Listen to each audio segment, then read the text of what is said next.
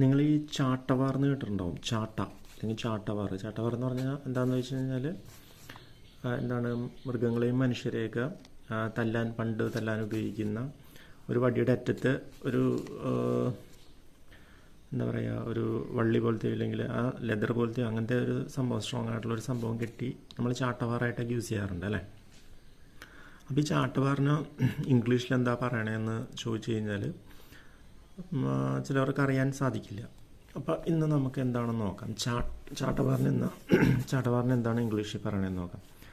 ചാട്ടവാറിന് ഇംഗ്ലീഷിൽ പറയണത് എന്താണെന്ന് വെച്ച് കഴിഞ്ഞാൽ ഇതാണ്.